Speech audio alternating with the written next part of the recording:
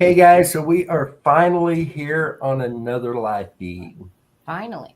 Yeah, we got Alex, we got Tamara, we got Chrissy. I'm Dennis, and thank you for joining us tonight. I see Mac and Catfish in the comments.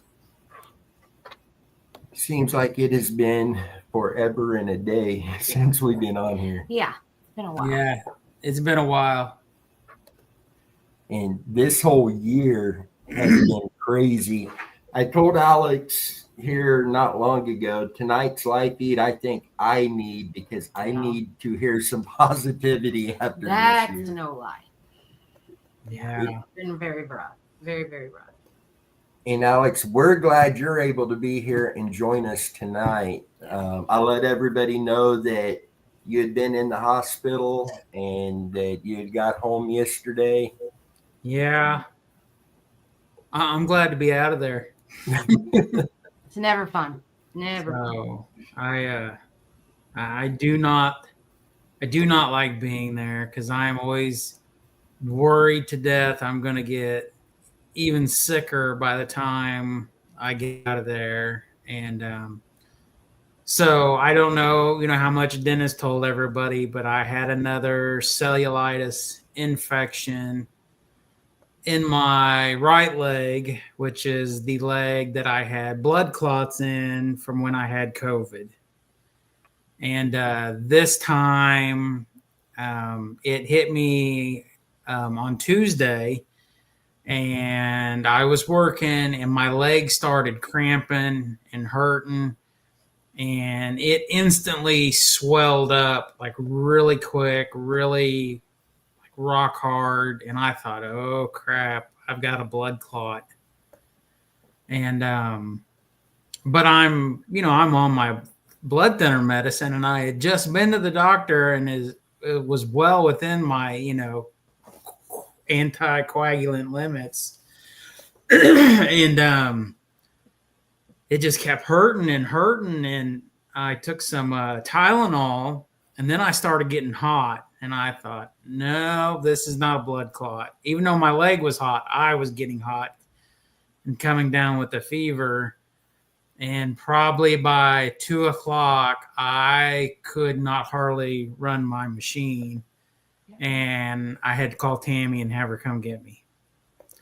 And she said, let's just go straight to the hospital. I said, no, let's just go straight home.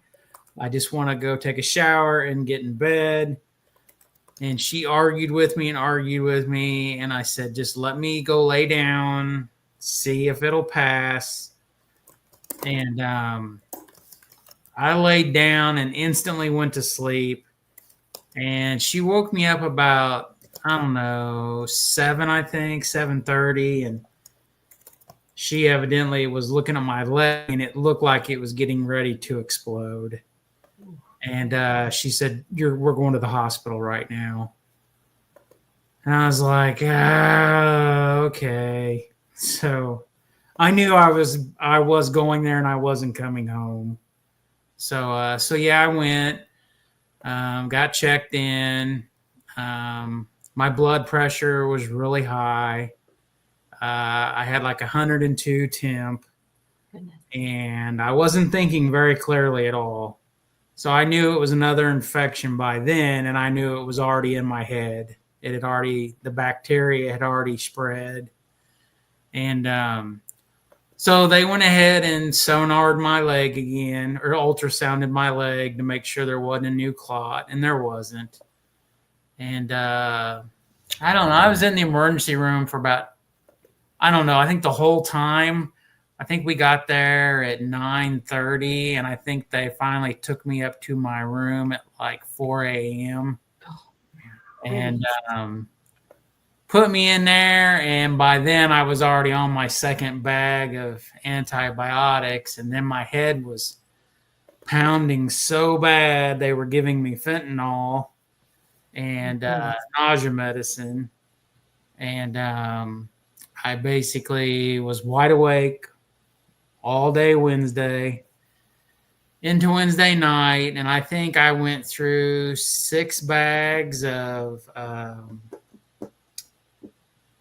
oh geez, I have cephalozavalin and something else. It was too high potent, um, you know, antibiotic stuff. And then they were giving me a bunch of other stuff. And then they said that I was like almost septic, where it was completely in my system, and they were worried it was going to start shutting stuff down. So then they called in the infectious disease doctor of the hospital, and he came down, and he's like, yeah, he goes, you cannot let this happen ever again like this. He goes, this is the stuff that kills people, is when it goes septic and it gets in your all your organs. And and when I start getting a little goofy acting and talking out of my head, talking about things that don't exist, that's when I know it's made it to my brain. So yeah, Tammy was pretty upset. And this is probably the third time this has happened, the second time to this extent. And what causes it to happen? Just it happens? It has something to do with the blood clot damage in my leg from COVID, but they don't know what is causing it. But they say when I get it, my white blood cell count is like astronomically off the chart. And they just basically said, we got to figure out what's going on, why it does this. You got to wear your compression socks. You got to do this. You got to do that. It's hard to do all that stuff. I try really hard to obey the medical law and take care of myself. But it was crazy because it just came on all at once, and I couldn't. I have no idea. I mean, when I got up that morning, my leg was normal.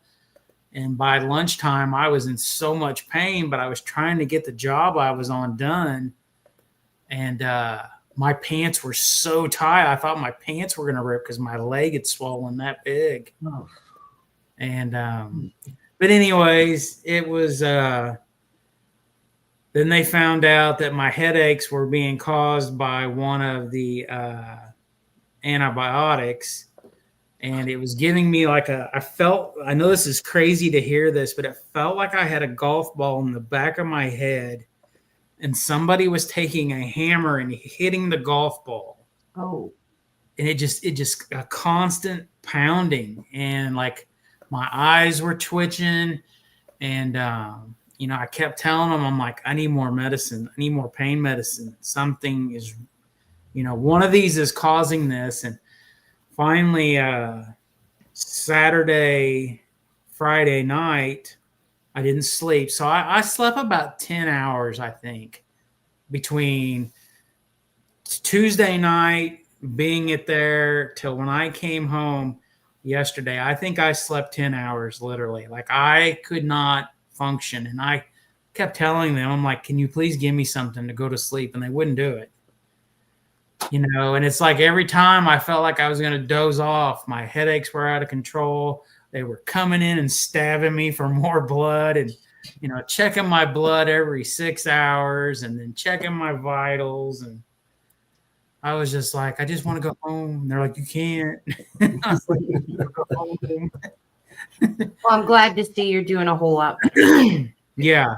So I got a message from him the other day while he was in there, and it showed the TV screen in his room. He put, I'm bored.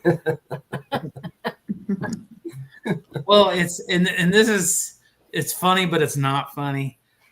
I go to North Kansas City Hospital, and I've been there so many times. Like, I have the cafeteria on speed dial on my phone, for when I order my food. And I used to watch, when I was there, I'd watch TV, and I could stay pretty mentally busy watching TV. Yeah, they have like 24 channels now. So I watched like 100 episodes of Josh Gates Expedition Unknown. I love that show. Yep.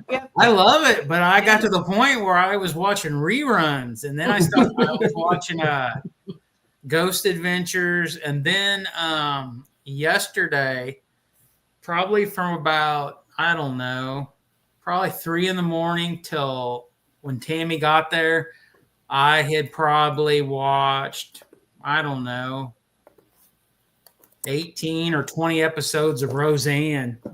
And I was just like, oh, I just want to. But my nurses were really nice, and they told me that there's a lot of families that go in there now that will bring a Roku stick and plug it into the USB port on the TV. That's smart.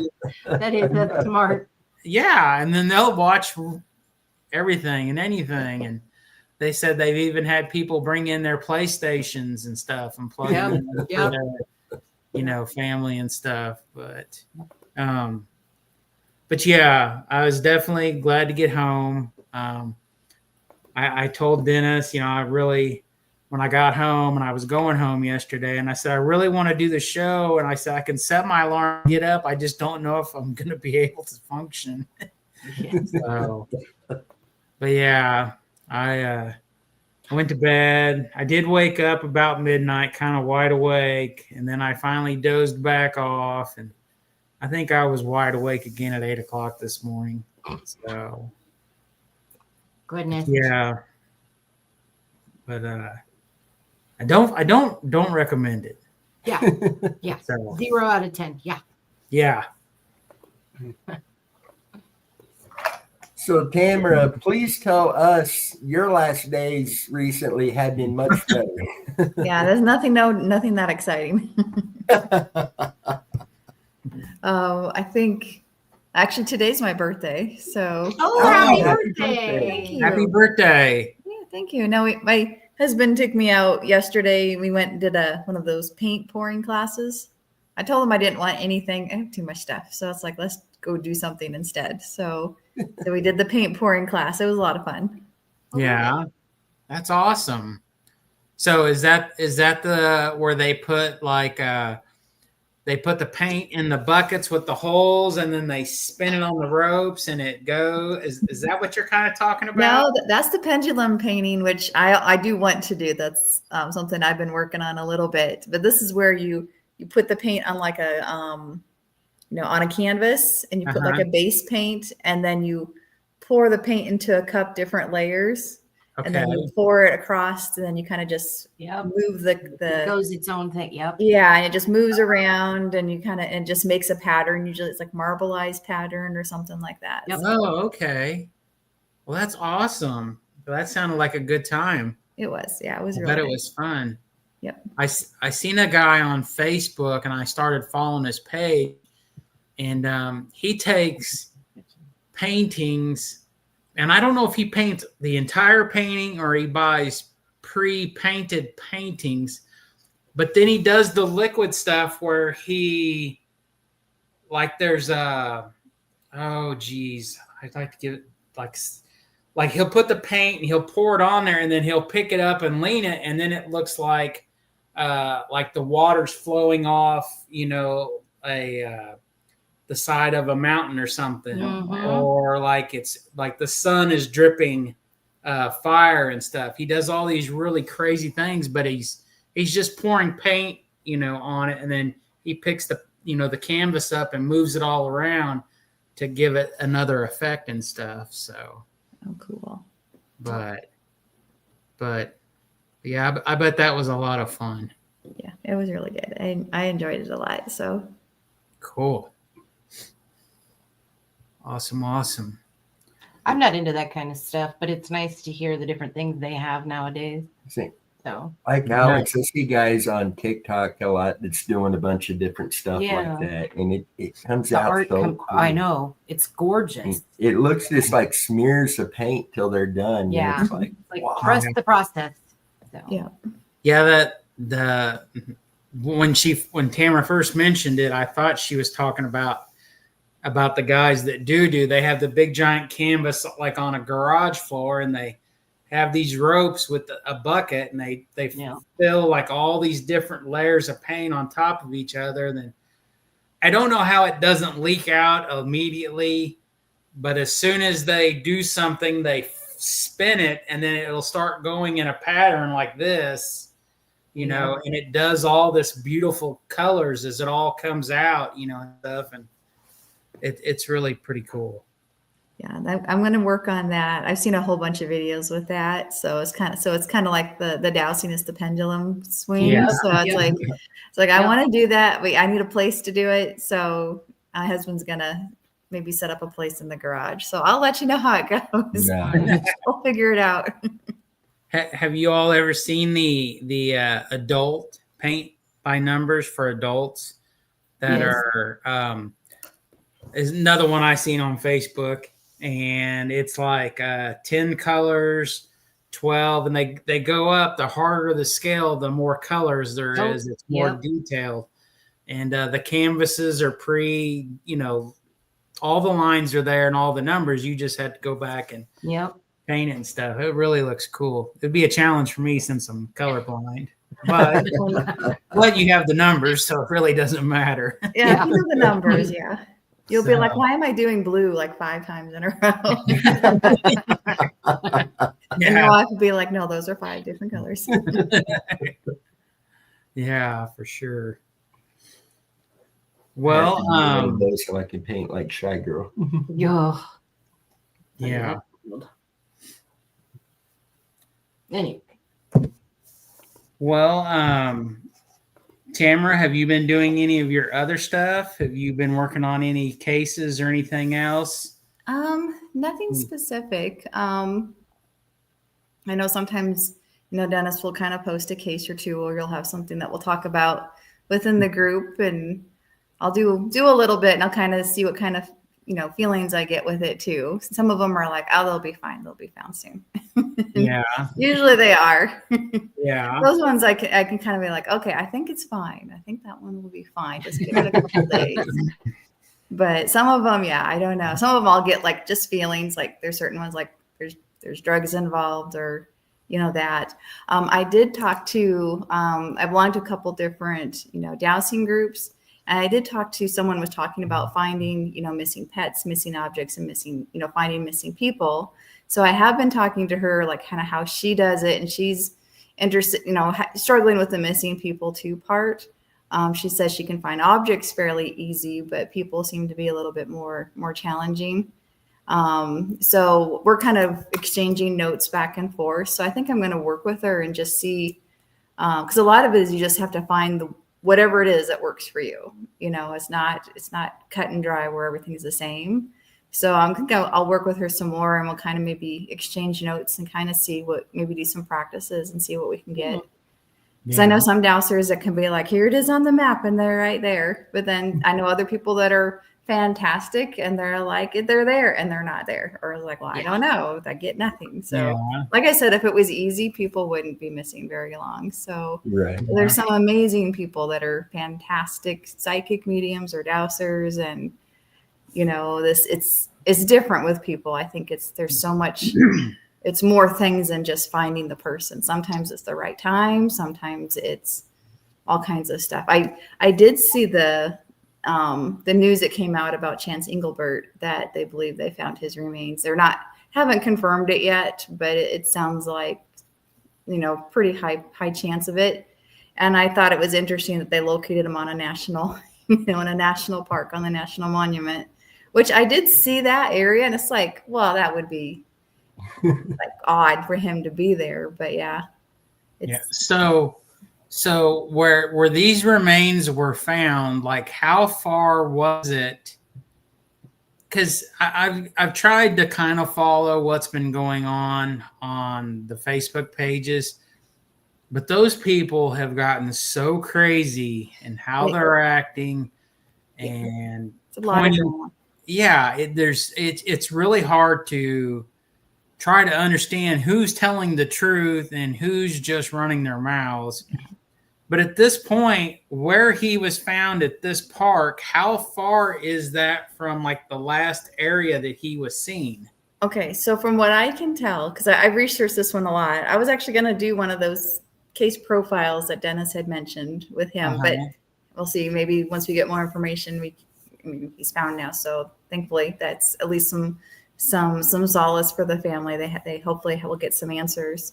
But I know he was last seen on video in Terrytown. It was near this big lake, and he was seen on one of those Ring cameras.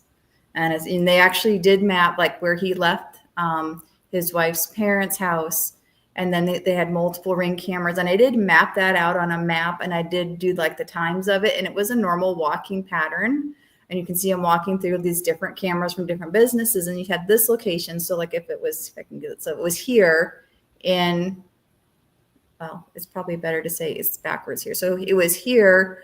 In Terrytown. And then he was actually found so the National Monument was to let's get the map. It was to the west of where he was, maybe a little bit south, but mostly west. So basically, maybe it's a little north, but I know it's to the west. I'd have to look at a map, but I know it's to the west, and it was about 3 miles-ish or so to the west. And there isn't like a straight road. There's a road that goes to the National Monument, but it ends right before it. And the side that he was found was on the north side, and the north side's very, very rough and rugged. And there's really isn't trails up there. So the south side has lots of trails, but the north side of the National Monument is very rugged. There's very rough. There's lots of rattlesnakes. It's not something you just go walking in most of the time. It's very, jagged type area. And I've seen mixed reports of that area's been searched before. Some people said they didn't.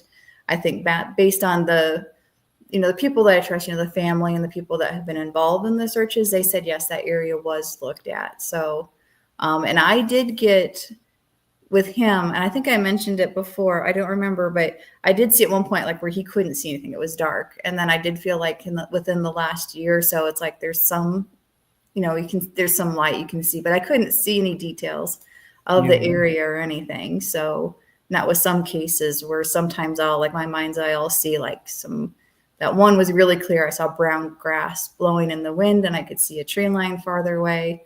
So I still don't know. I still think it's possible that there was something unusual because it's checking all the boxes for that. But it just seems unusual that while he was going, this way, all of a sudden he's, made a, 90-degree turn and has ended up here in the middle of a rainstorm that had, 60, 70 mile an hour winds. That doesn't make sense either. Why would you go there in the middle of a storm? Yeah. So I don't know. Hopefully they get some answers. I know they took the remains over actually in Omaha here.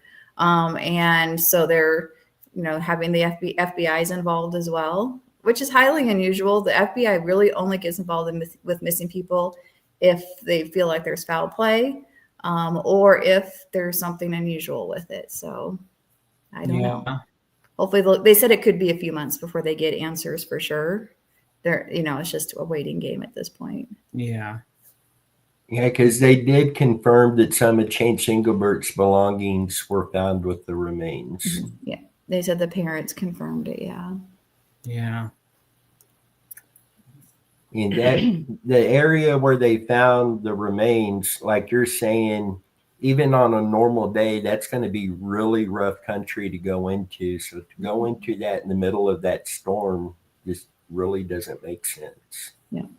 Yeah. And the other thing that was odd, I went back and looked at some of the old things. Matt Miller, the friend that he called in Wyoming, his last conversation that he had with anybody was with Matt.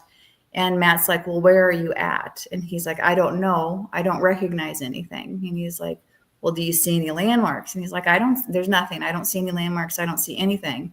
Well, the national monuments, gigantic landmark, it's huge. So that doesn't make any sense either. So, and again, if you're in town, there's enough landmarks around. He would have had to walk pretty fast. And based on his trajectory and when that call occurred, he should have still been in town. So at this point, are people thinking that, and like I said, I definitely haven't paid attention because I haven't had my laptop, and I usually read stuff when I'm like on my laptop and stuff. But so are people thinking at this point that there's foul play and his body was taken to that location and dropped? Or are they thinking that he just clearly walked there not knowing where he was at and where he was going, and unfortunately something happened? He'd have to climb all the way to the top. I mean, he would have climbed at least halfway up there, and something would have had to happen halfway up there. Oh, wow. And I don't know the exact location. I saw some pictures, but it wasn't like right at the bottom. It was kind of maybe in the middle, maybe 3/4 down, you know, and this is, I mean, it's tall for Nebraska, but you know, it's, you know, if he would have crawled up, and he would have had to get all the way up. And then if he had an accident, would have fallen down. But I mean, he would have had to get up there first in the first place. There is lots of opinions and speculation about, you know, it being foul play, it being an accident. I think a lot of people lean towards the foul play, but we don't know. I mean, it's just like with the other cases, you know, people have their own opinions. Everyone was convinced he was buried under a sidewalk, you know, and obviously he wasn't there. So I think it's just all speculation now. No one knows, you know, and that's just where we're at. There's no proof of anything one way or another, and they may not. They will hopefully at least get some answers by looking at the remains. So like I said, they're taking their time with it, bringing in a lot of experts. So hopefully that will help with getting some answers. But yeah, nobody knows. Yeah, I really like how law enforcement's handling that and bringing in the experts and everything. It seems like they're trying to cover all the bases, get all of the answers. Yeah. Yep. Yeah. Well, that's interesting. I'm glad that, you know, unfortunately of course we always wish somebody's found alive, but you know, at least hopefully this is the on the way to getting closure with the family, you know, and being able to move forward with their lives and stuff. Yeah. I couldn't imagine. We were talking with my family about it recently, like we were talking about the different cases, and it's just like I couldn't imagine going through that. That would be so hard, just not knowing. Yeah. Would be. Today I had watched on Netflix the John Wayne Gacy documentary, and oh my word, let me tell you that you want to talk about stuff that, you know, you've always heard of what you've heard of, but I never knew the amount of public social stuff that he was involved in. Yeah. That he even had pictures taken with Rosalind Carter with the Democratic Party stuff. Yep. And I mean, it was crazy. I mean, just, you know, you've always seen, you know, the certain pictures of him, but they showed like the pictures. He used to throw these big lavish barbecue parties and all these parties. Chrissy, have you watched it? Yeah, I know it's going to sound weird, and nobody judge me, but I love to research the serial killers just to see their whole lifestyle or what might have led them to this or just whatever. Yeah. And he is one of the ones that literally, it just blows my mind because he was such a big figure during that time. Well, not during that time, but he was pretty popular. And I mean, yeah. It was, what's crazy is, and I mean, we all know how the evolution of everything works with technology and how stuff happens over time. But when he first committed his SEX act against a child, and he served jail time, and then he did this, and then he did that, and then he got involved with the JCs, and then he was this, and it's just like, why did he ever? Why was nobody ever talking about these things that he had done? And you know, at this certain point, he was married, but then he was doing these things with men, left and right behind his wife's back. Then they got divorced, and it's like there was, and it's like one of the police officers they were interviewing. He was like, if we would have known the things that happened back in 67, 68, this other stuff probably would have never escalated ever this far. But it didn't seem like he was that bad. I mean, the things he was involved in and whatnot, nobody looked at him as a bad guy, really. Yeah. Until things started surfacing slowly. And then to find out the extent of what he did, it makes me, he is the one that just gives me, and like I said, I like to research serial killers. I don't know why. It's just me. Yeah, I understand. Yeah, I have a friend that she watches crime shows. Yeah, that's all she does is watch crime shows. So but John Wayne, he gives me chills, and it's just makes me sick to my stomach to think of things he's done. But at the same time, he is the one that I am just like so fascinated with, because he went from this really important person, and to know that this is what he did, it blows your mind. Yeah. I mean, how could he have kept everything he was doing a secret from, say, his wife and everybody else? He had full intention. He knew exactly what he was doing. So he did not want to get caught. Yeah. It was just crazy. And, they said, I think there was, a total of 33, but I think at the end of it, it said they finally hit the last 8, which were unidentified. They ended up identifying 2 more bodies in the last couple of years with DNA, and they actually did. They dug up those bodies, and they did DNA. Did all that, and I clearly believe that he did way more than what he. I know. Because he changed at some point. He changed on what he was doing, and that's if you watch serial killer documentaries and follow them, they tend to stay on the same. They tend to do the same thing. Like they'll break into a home. That's their pattern in a way. Yeah. And when he changed his up, it really made everybody okay, now what are we doing? I mean, it was very difficult. Yeah. I like how I don't like it, but the part in the documentary with the boy at the drugstore, technically his last victim. We're still talking about and they said, well, why did you throw his body in the river?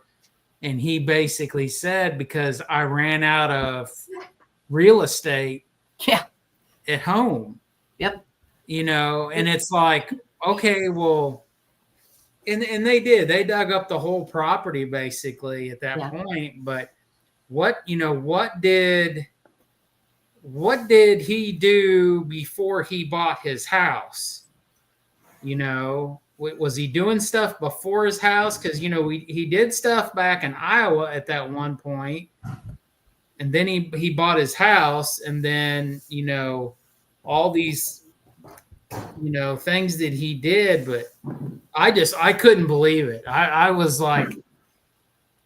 so in depth watching it, because I'm like, nobody has ever said the things that he was involved with. Because when you watch it, if you didn't know what he had done in any way, you would think he was the coolest, best neighbor in the neighborhood. Yeah.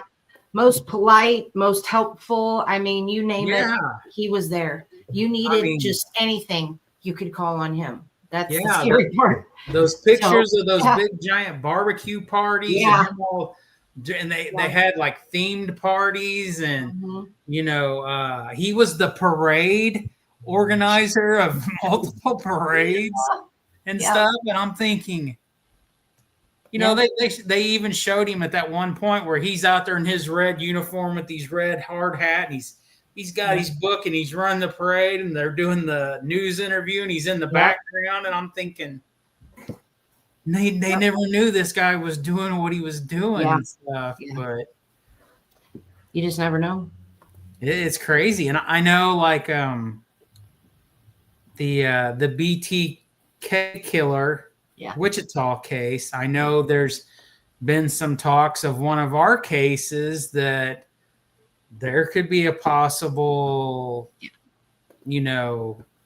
possibility that she might have been one of his victims.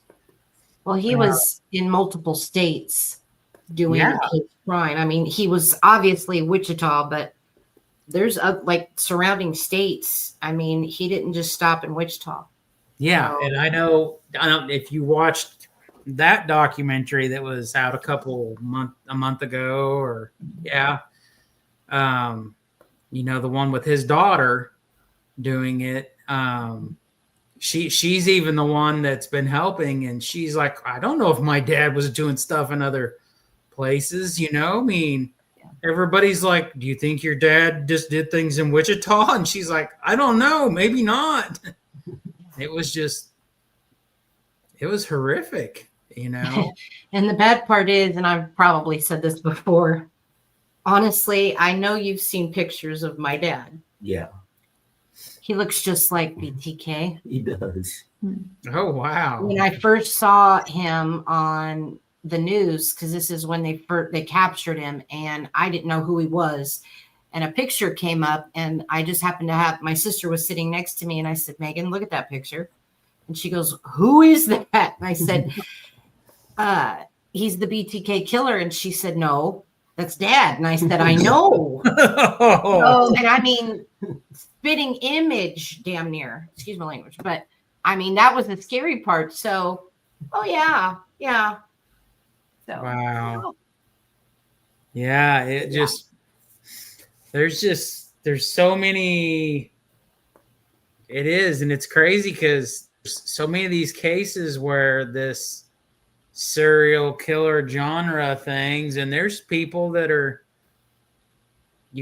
just who knows where they ever went. Were they victims of a serial killer? Did they truly, just disappear and start over in life, And that's the thing. You just never know, because look how John Wayne Gacy made it seem. The friendliest guy you could ever meet. And this is what he does behind the scenes in a way. So you just never know. I mean, isn't there talk of like a new one, supposedly, like there's fears of a serial killer or something right now, like California, I think. I seen a headline, but like near Taylor, where Taylor Swift lived or lives or something. They had mentioned they had found like 3 bodies were pulled out of some river or water. Do you know what have you heard about that? Or I heard about one in Texas. That's probably what I'm thinking of. In the canals. Yeah. And because I think they just pulled out like the 4th body just recently, I think. No, I'm not sure, but there's talks of maybe a possible new serial killer right now. Yeah. In Texas. Yeah, I had listened to Is that the one? No. Okay. I'm trying to think of the podcast that I listen to sometimes when I work. I'll read this for a second. Let me see if I can look it up real quick. Yeah, because Denny was doing he's looking on his phone here, and it says, yes, law enforcement agencies estimate that there are between 25 to 50 active serial killers in the U.S. at any given time, many of whom are not yet publicly known. Let's see. In 2025 specifically, there have been several cases of missing or deceased persons where the public and media speculated about a serial killer being responsible. The law enforcement often dismisses these rumors due to lack of evidence linking the pieces. But let's see. Notable developments and rumors. There's some in New England, Houston, Florida. Yeah. Active. Okay. While media attention often focuses on specific cases that generate public fear, many active serial killers operate without immediate public knowledge until enough linked cases are identified and confirmed by law enforcement. So that right there, 25 to 50 active. Yeah. I'm not going outside. I'm going to stay inside. I don't need to go out. So but yeah, that's ridiculous. Ooh. So this podcast that I've been listening to is called Every Town Has a Dark Side. Yeah. And they do a lot of anything from missing people to UFO to murder stuff. I mean, they do it all. If it's some way that fits in that, it's in that. But yeah, the one of them that I listened to last week was about it's either Houston or Dallas, wherever there's, I guess, canals. I don't know. I've never been to Texas except driving through the corner of it when I drove on Route 66 to California one time. But they've been finding multiple people. They've been finding more deceased people in the canals from foul play than they have been finding people, I guess, on dry ground from foul play. Yeah. So if that makes sense. Horrible. And so the people, they've been trying to push, law enforcement to admit that they have a serial killer, but they won't do it. Yeah. So, but in that one, they're like, it's as good as gold. This is what's going on down here. So,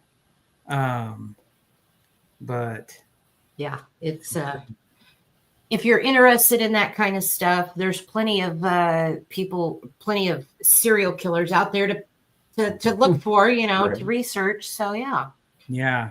But anyway, yeah, it's definitely. I mean, I know it to me, it's all research, because I always feel that when I listen to these other when I listen to stuff that's not stuff we work on or we talk about, I feel like it helps me understand things that we work on. Yeah. So if I listen to these shows and they talk about how, certain people went missing and how the situations were and how certain things happened in a certain order, it makes me think about and think, well, yeah. It's honestly, like one of them I was listening to, I was relating to it to Randy Leach's case. Yep. Like 100%. Yep. And they're like, what do you do when there's no evidence? When you have nothing to show of someone who went missing, no person, no articles of clothing, no ID, no bank account transactions. When this person disappears off the face of the earth, and then you have so many different stories,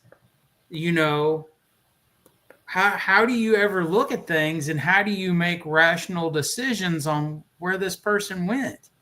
Right. I do the same thing he does. Sit there and I look at the case and I think, okay, if there's a pattern, there could be more victims. I do exactly what Alex does. Yes. And it just makes me think like, okay, well, yeah, I mean, if, we've had so many leads and so many stories and so many accusations, and it's like, how do you make any rational decision, and how do you ever move forward with trying to really point the finger and say, okay, well, this person must have did it. Now let's figure it out, and yeah, it's hard because normally you follow the evidence, but what if you have no evidence? So, and that's it. And that's what I do like with what Tamara, what she has brought to the table with us, is looking at it from her point and how she does things and how we use what she does to look at answers and try to make decisions, you know. And I just think that it's hard. I mean, it really is. It's hard to really think about what could be right and what could be wrong, you know. And sometimes, and I'm going to say something, I think somebody might get mad. I think people that are people who watch us, you know, daily, weekly, whatever basis, you know, I think people sometimes get a little frustrated with us because we're not out there 24/7 driving around in somebody's yard, in somebody's pond, in somebody's shed, in somebody's yard, and I'm out there digging, you know, a basement trying to find someone's car or remains. And I wish people would understand that it's just not that easy. You know, it's you know, how do I say it? It's looking for missing people. Maybe this is not the right way to say it, but it's like a glorified Easter egg hunt.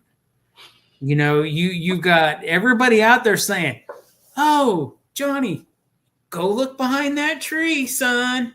You know, you got your parents and everybody else is trying to point you in the direction because they know where things are at, but they're trying to help you get there, but you're still the one trying to make the decisions and figure out that's where the eggs are at. Mm-hmm. You know, and it does. It's kind of like that, you know. I mean, heck, the last 2 or 3 years, well, let's see, did we do Easter egg? I can't remember if we did Easter egg hunt last year or not. But I know there was at least 2 different years we did Easter egg hunts, and either a year or 2 years after that one, we found money in eggs and candy in eggs that Tammy and I had hid. Nobody ever picked up. And we got to the point where we started numbering all the eggs inside this eggs and trying to write down what was in there. You know, C for a candy, M for money. You know, I would take an egg open and fill it full of mustard and ketchup and put it back together. we did a lot of crazy stuff to have fun. But so yeah, I mean, stuff gets missed. It doesn't matter how hard you look, you still miss things. And I just think that, you know, I think people sometimes get upset, you know, that we're not out there every minute of every second and every day. And unfortunately, we just can't, you know. I mean, and with that, you look at how many times we've been denied access to properties as well. And if somebody denies us our access to it, we literally have no legal choice but to say thank you for your time and hope they change their mind later. For all we know, that could be exactly where we need to be, but unfortunately, we can't get to it. We have one case out of Atchison, Kansas that they denied access, and all signs point to that piece of property. And unless they do decide, hey, we're going to let you in, we can't get in there any other way legally. Yeah.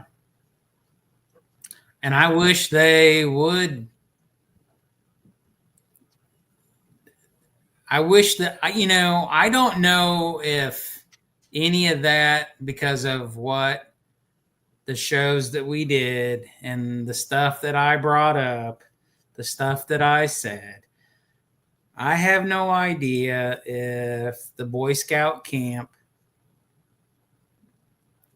did anything. You know, what did they do internally? Did they give 2 craps to the wind about it? You know, I have no idea. But with that case, I mean, that's got to be the most logical thing that he would have, if he truly had anything to do with her disappearance.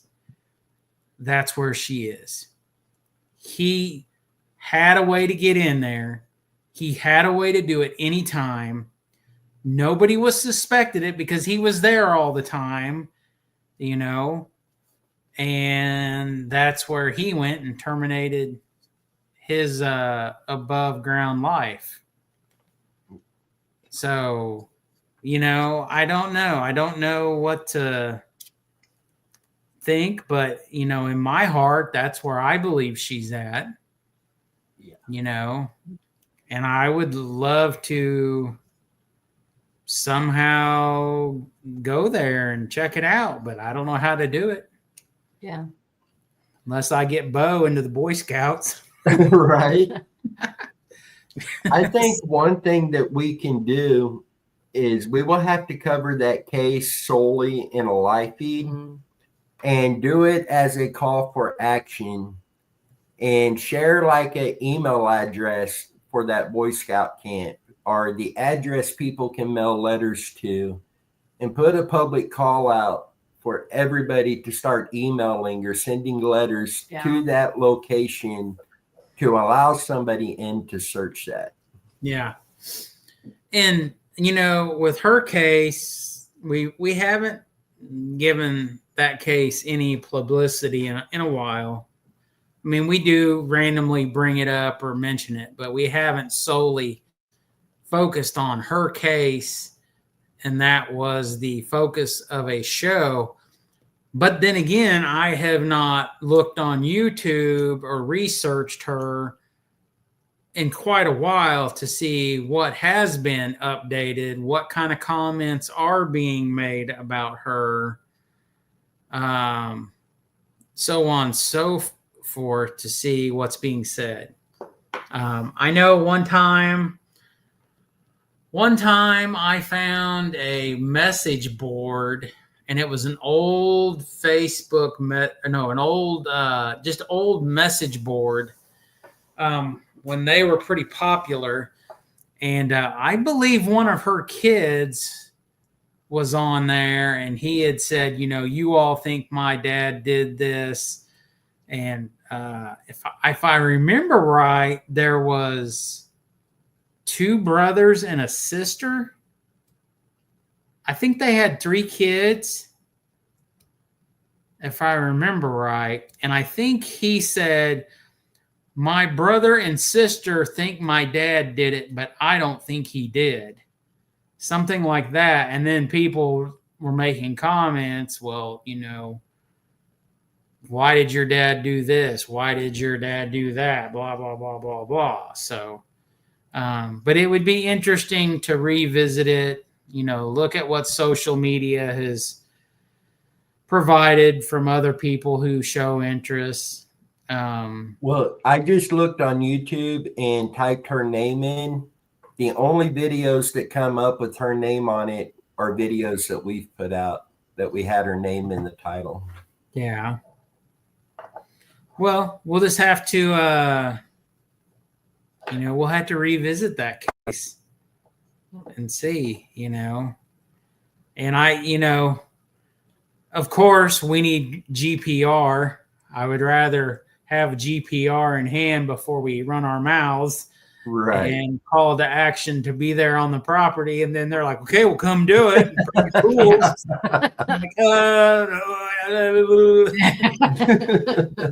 So, you know, I'd rather show up with a GPR unit and the excavator on the trailer and be like, hey, we're here. Let's do it. Right. Yeah, let's do this. Now, let's see if we can provide some answers, bring some closure. Yeah. So, yeah, that is one thing. We have a case that I guess it's been 1.5 years, 2 years ago now. Law enforcement called me and said, hey, did you go to this location and talk to this person about searching their pond? And it wasn't one that we had been to. Somebody had went up and got permission to run sonar on their pond and never come back and done it. So they were trying to find out who it was that was going to do it. And I told that officer, I'm like, look, if we're going to knock on the door and ask permission to sonar their pond, we're going to have our equipment and do it right then. Yeah. Because people change their minds. You know, they might say, yes, you can come in today. And tomorrow they've had time to think about it. And they're like, no, we're not going to let you in. And Yeah. then a lot of people think that that's a sign of guilt if somebody denies access. If I own property and strangers come on my property wanting to bring equipment in and do all of this stuff, I'm going to question that. Right. Because if you don't understand, if you're not, what do I want to say? Like, if you don't know what's going on, obviously you're going to be like, I don't think so. Because you don't know what's happening. I mean, I can sit there and explain to you what we're getting ready to do or want to do. But at the same time, you can go, no. And then you get some, well, I know there's nothing there. Well, have you searched it? Well, no, but I own the property and I know nothing's there. Yeah. Searching somebody's property, even if something is found there, doesn't mean that property owner is guilty. Most ponds up around the area up here are open. Anybody can access them and the property owner not even know about it. Yeah. And that's something I do try to bring across anytime we do talk to a property owner, is we're not here because we think you're guilty, but your property is primed that something could have been hidden and you not know about it. Yeah. Because that's the bad part. I mean, it's a rural area here, not just here, but I'm saying we have a lot of coverage to get away with things in our area. So yeah, it's just,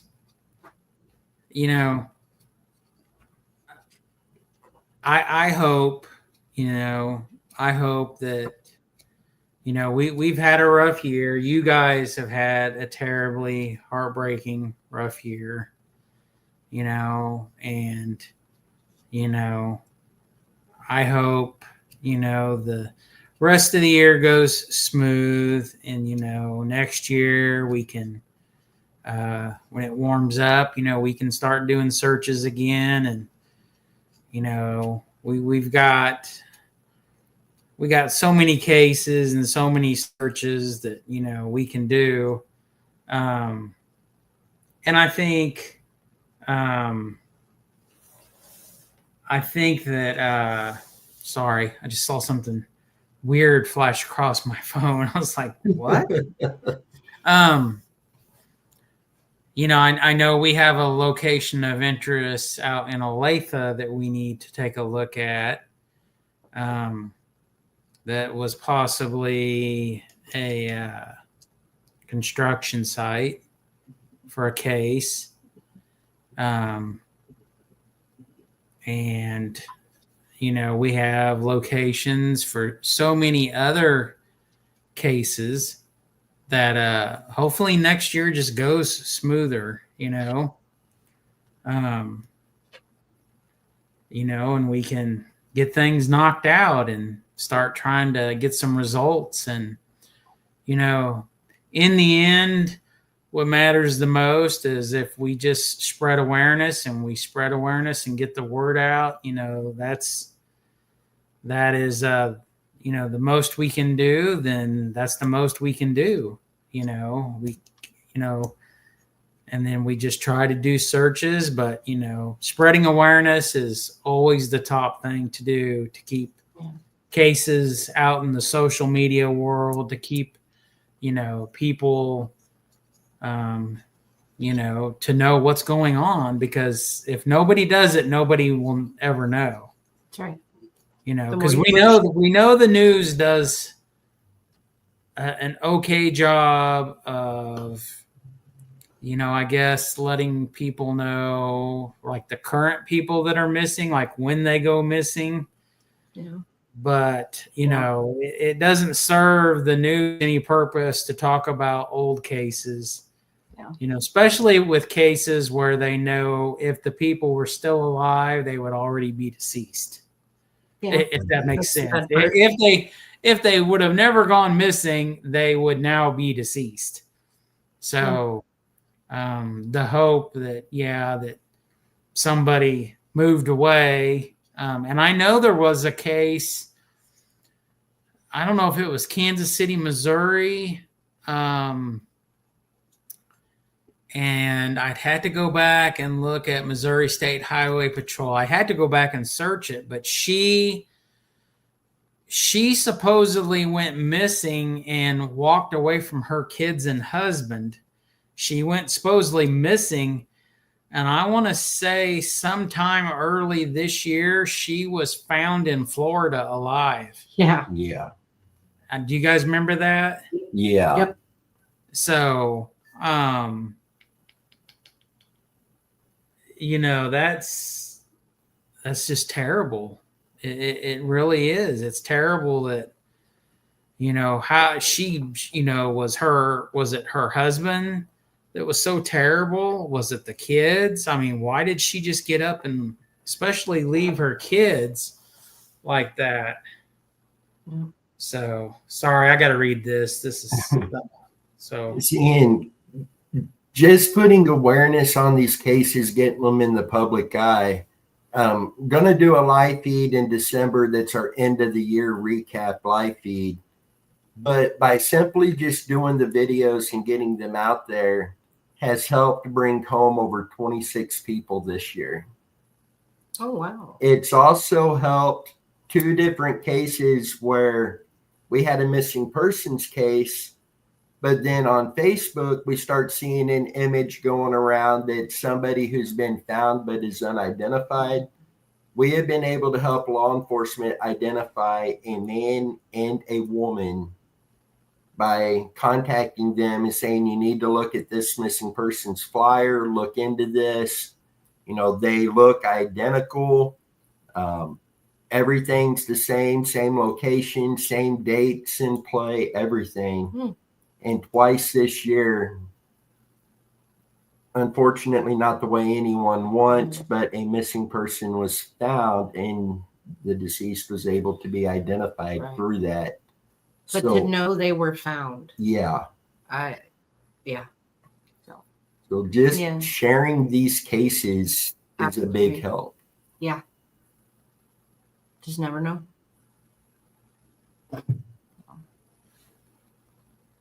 And just like I think I mentioned this the other night on here, Dan reached out to me with an image he found on Facebook that appears to be a vehicle underwater down in Florida, and it had the coordinates.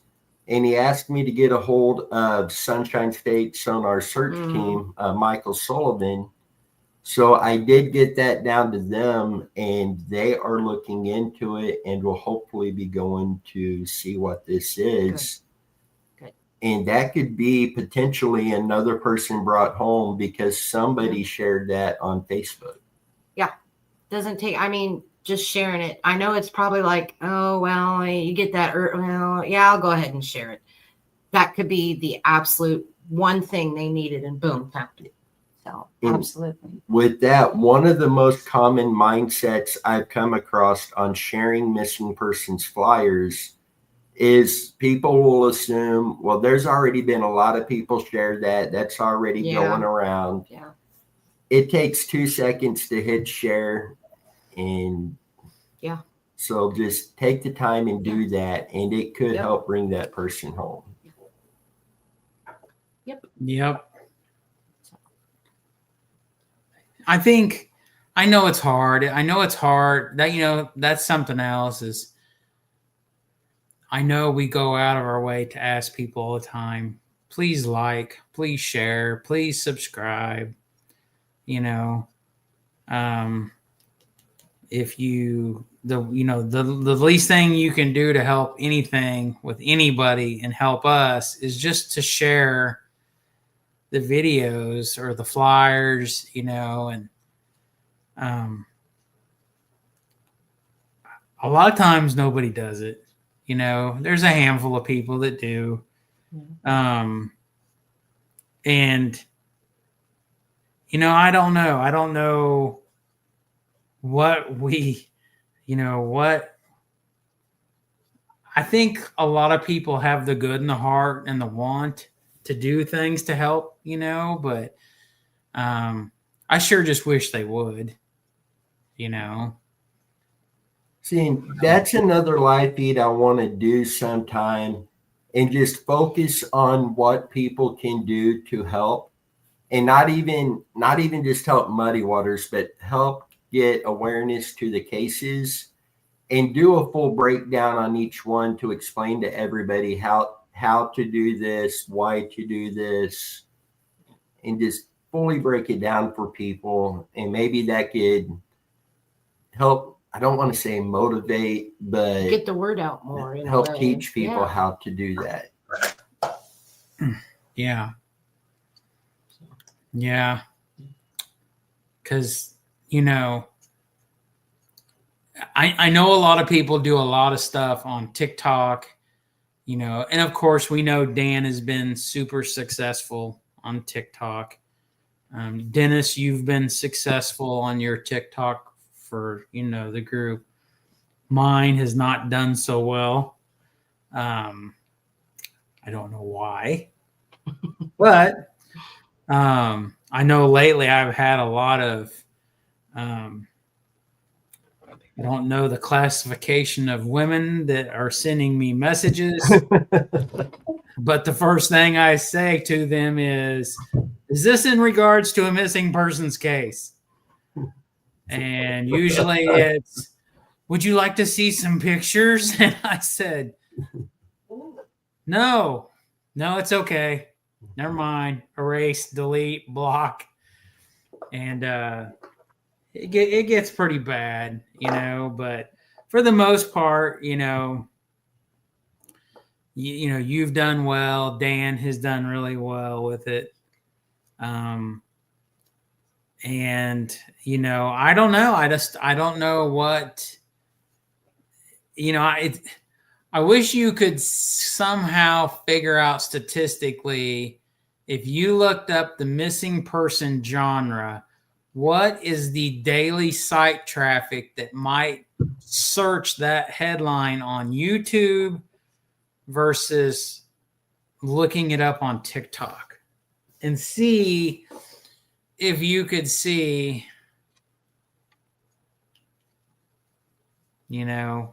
what might be possibly the truth, where is the most being done. And Mac, that is true. Not with Muddy Waters, but there are a lot of fake missing people flyers on Facebook, and people are leery of sharing now, thinking that it's fake. There has been several fake ones on there. I know why anybody would choose that genre to do that is beyond me. I know last year in the beginning of this year, there was a tremendous amount of fake Facebook posts about missing people. And the dead giveaway was always, there was no way to comment, but you could share it. And my mother-in-law was she would share them. And I would have to say, hey, if you can't comment on the post, it's fake. There is nobody in the world that's going to post someone that's missing, that's truly missing, and not let people comment to say, hey, I shared this where I live. Hey, I know this person, or hey, I think I seen this person. So 9 times out of 10, if you can't comment on it, it's fake, and I had so many people, and this is what was killing me, is I had so many Facebook friends that were sharing the fake ones, but when I shared real ones, they weren't sharing them. A handful of people would share, and I'm like, yo, what's up with this? This is real. This is legit, So, and the swap groups on Facebook is notorious for fake. Yes. And it's always, I haven't seen my nephew since 8 o'clock yesterday morning. Can you please share? And then there's no way to comment. There's no way to figure out. You go look at their profile and there's nothing there. And it's like, come on, people, do a little bit of due diligence or whatever technical educated word you want to use, to think about this. It's like this is another one that kills me. It's like the people who go take a picture of the moon on the horizon, and it's like half of the horizon. They're like, look at this picture I just took tonight in California. Come on. Have you ever seen the moon that's half the size of the ocean in your view? The moon is never going to be that big. If it was, the Earth and the moon would hit each other. It's that type of goofy stuff that kills me. So, here's a good one. So one of the kids that I work with quite a bit, he is a flat earther. And let me tell you, he is a flat earther as the flat earther comes. And I love this kid to death. He's a hoot. But him and I, the week before last, we worked together, 2 or 3 days. He was helping me glue pipe, and we were burying it. And he started explaining this to me, and he was trying his hardest. And I respect him. I will listen to his points. And then I said, well, I'll listen to yours and you listen to me. And he's like, okay. So he goes on for like hours telling me, well, this person did this and this person did that. And he stopped, and I said, well, can I say what I think? And he's like, well, yeah, let me hear it. I'm like, so out of all these people that are flat earthers, he's like, yeah. And he's like really getting to it. He's like, yeah. And I said, there's quite a bit of them. They're really wealthy. He's like, oh yeah. And he's naming these people off. I mean, gazillionaires. I'm like, how come not one of these ultra rich mega zillionaires has never took a plane or some kind of flying object and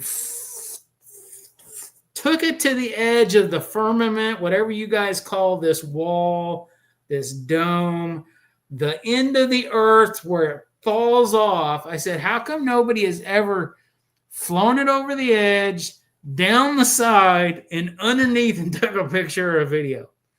I said, do you know that would shut everybody up right there? You guys win, hands down, score. You won the Flat Earth Bowl. I mean, that's all you guys got to do is prove it to us. And I said, not one of you got some way to prove it. And he just laughed. And I'm like, you want to change anybody's mind about the flat earth conspiracy? He goes, it's not a conspiracy.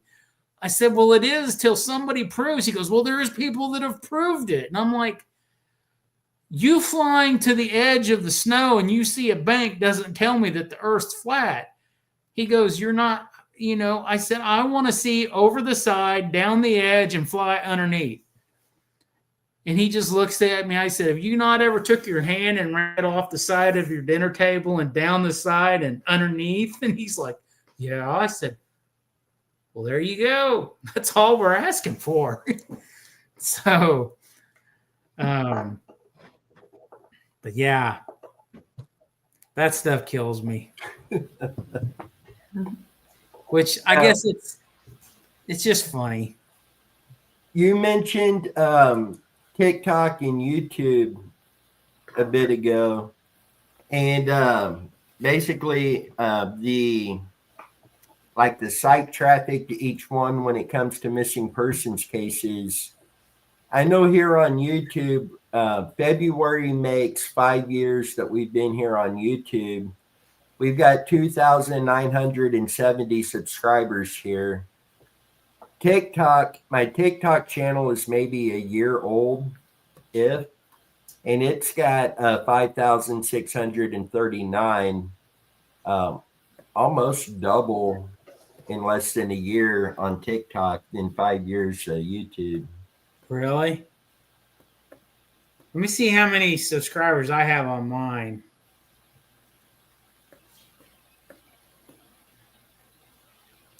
So on my Muddy Waters TikTok channel, I have 1,502 followers. And I have had 2,312 likes. Definitely not being an overachiever over there for sure. So I got it in a document, but not one that I can pull up. I pulled up all of my statistics on TikTok and YouTube, and TikTok's was across the board. Some things are like 10 times more on TikTok than they are on YouTube. Like YouTube has had, I don't even want to say numbers without, I wonder if it'll let me pull it up like this. Can you guys still hear me? yeah. Okay. I'm going to try to pull a document up over here.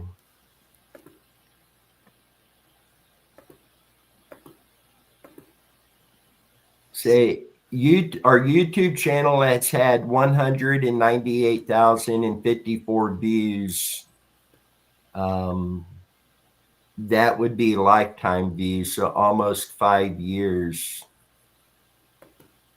TikTok has had 480,000 views in less than a year, so we're over 3 times more views in 1 year on TikTok than we are in 5 years on YouTube. Where do you see your gross views on TikTok?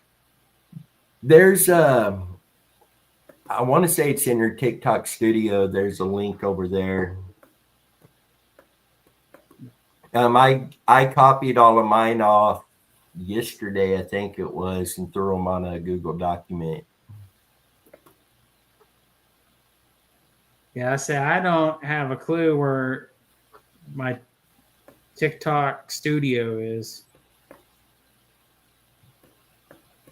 And you might have to be on a computer to do it, because I hadn't been able to find those numbers on my phone, but I did it on my laptop and they pulled up. Really? TikTok is different than YouTube on all of that. Okay, I just saw where it said TikTok Studio and I just clicked on it. That's probably why I only have 1,500 followers. Because I don't know what I'm doing.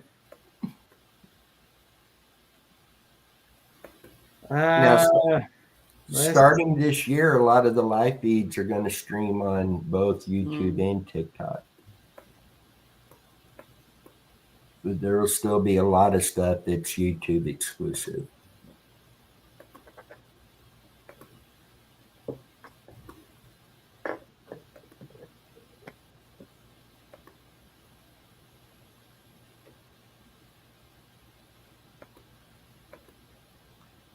Okay, so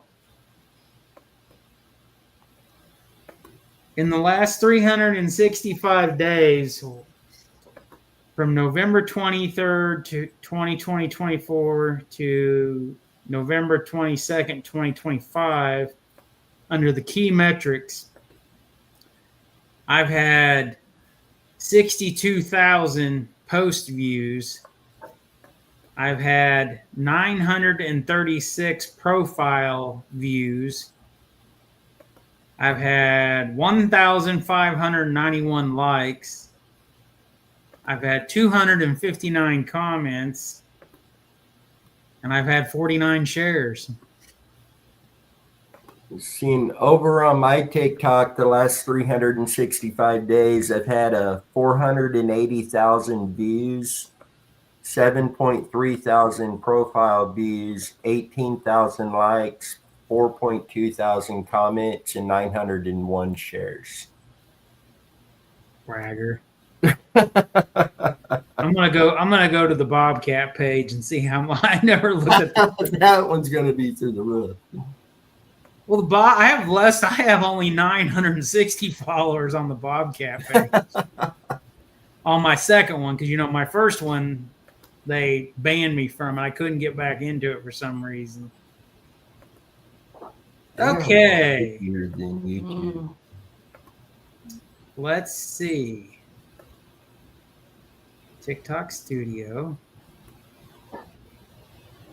Analytics. 365 days. I've had 52,000 views, 1,106 profile views, 2,500 likes, 156 comments, and 104 shares.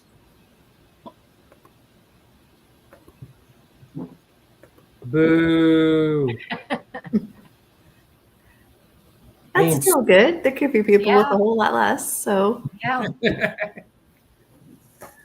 And speaking of those numbers, once we hit 3,000 subscribers on YouTube, we're going to be doing a live feed where we do giveaways. We're 30 away from being there.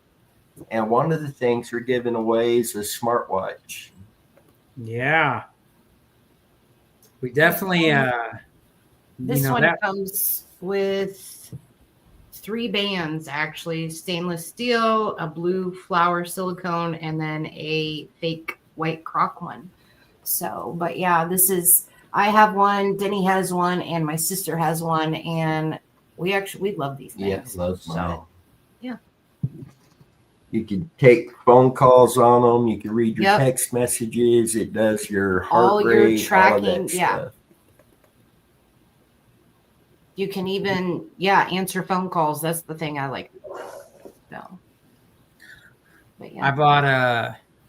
I bought Tammy a iPhone watch a couple years ago, and then the following year she bought me one, and I bought like a military grade spec case for it. And I always wore it. I did like it because the walkie-talkie part, your steps, watching all that, it was really cool. And one day I looked down and the screen. One day I looked down and the screen was cracked. Oh. And I thought, oh no. So I took it apart, and then I realized it was just the glass screen of the watch band. Yeah. So I took it off, put it in my truck, and I got home and I put it upstairs, and I haven't worn it in probably a year and a half. I was always so afraid I was going to break it, and one of my other friends that I do stuff with, he's got an iPhone watch, and then he's got a cheap knockoff one that he got off Amazon, and that's what he wears, while he's working. And he's like, that's what you need to do. Save your nice one for going out, to dinner and stuff, or going out on the town, and get another one, and then buy a cheap knockoff one that you can, if you break it, you break it. Don't be afraid and stuff. Because, it is nice. It's hard when you doing stuff and you constantly have to look at your phone because it's beeping and going off or something. Yeah. But yeah, I hope we can make it to 3,000 and have a special show and do these giveaways and stuff. So I think Megan said this one, it valued over $300. Yeah. Oh, nice. Yeah. Yep. Do some more. Let's see, that one year we did the TV, we did shirts, we did gift cards for restaurants, we did the Eco Dots, I think. Yeah. We did the Roku sticks. So yeah, we've given away a lot of nice stuff. Definitely giving away a lot more stuff financially than we have brought in. Just let everybody know that. Hit that like, share, subscribe button down there for us and help us out. So, but yeah, I hope that would be nice. I mean, we're not that far away, And you brought up financials. I can confirm 2025 between the donations at the farm show and then being monetized on YouTube, we have made a whopping $178 this year. Dang. We're killing it. Right. Thought you were telling me we were going to get a rebate from YouTube and StreamYard. Oh. They like their money too much for that. Yes. I mean, they take between YouTube and Google AdSense, they take anywhere between 50 to 75% of the monetization for their fees. So they're proud of their money. Yeah. It was just 50%, but they made some changes. And in many instances, they're taking up to 75% total between YouTube and Google AdSense. Yeah. Well, we have had hardly nobody commenting tonight. So it's been Mac. Before we even come on, Catfish commented twice. After that, it's been Mac Randall Jr. Yeah, at this point, it looks like we only got 2 people watching. And evidently, Mac must be one of them. I don't know. Is he still there? He's one of them that's been here pretty much from the beginning. Right. Yeah. Oh, He's still there. yeah, he's still there. Oh, wow. Sometime if we're ever in the same area, we got to meet up with him. That would be fun. Yeah. We could just go to his place and do the show live with him in his garage. Hey, there we go. That would be all of us. He'd be like, "Let me get you the internet password," and be like, "Why? It's just going to be you." Hey. I am trying, okay? Hey, Mac needs to come up and see us at the Western Farm Show this year. You know, I saw something on Facebook, on the news, on KCTV5 or one of the news things that says that everything is still on hold, that they still have not went back to work there. Yeah. And when I was, let's see, I haven't been at PTS for 2 weeks because I had to spend, till I went to the hospital, I was helping the Doyles out at their place finish up some stuff.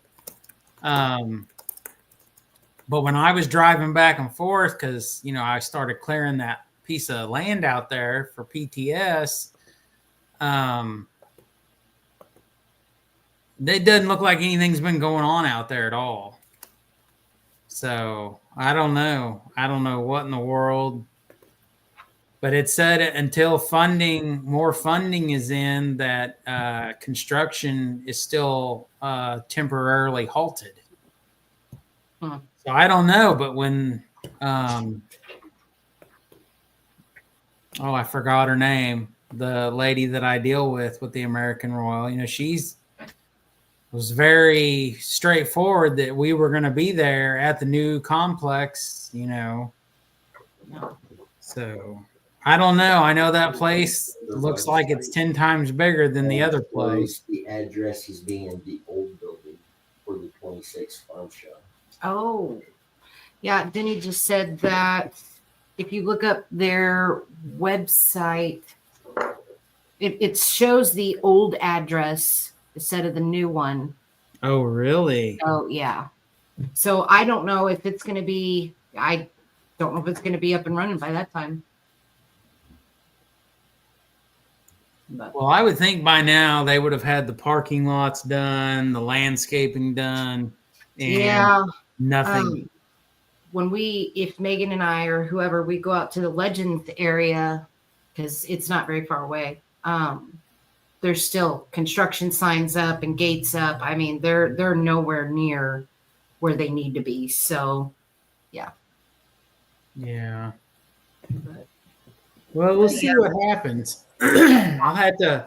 Maybe I'll send her an email tomorrow and just be like, hey, just out of curiosity, checking in with you about some rumors that are going around that we're not going to be at the new complex. So, I mean, they've got quite a bit done. There's like 4 or 5 buildings up. oh yeah, But other than that, that's about it. yeah. But yeah. But I am gonna throw it over to Crooked Trail Designs, Megan's shop that she has. I want to let you guys know and remind you that she does have a Black Friday sale coming up, 35% off, and that starts November 28th through December 6th. If you get a chance, go check it out. She has everything under the sun you could think of, beautiful designs, blood, sweat, and tears into everything. So please check that out, Crooked Trail Designs. And I believe most of the profit does go to Muddy Water Search and Recovery. So absolutely check that out. Holidays is a few weeks away, so absolutely hit it up. So.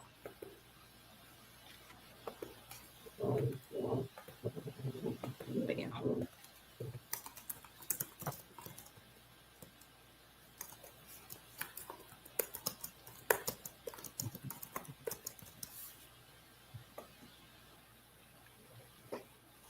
Sorry, Tammy was texting me something. You're good. On to her.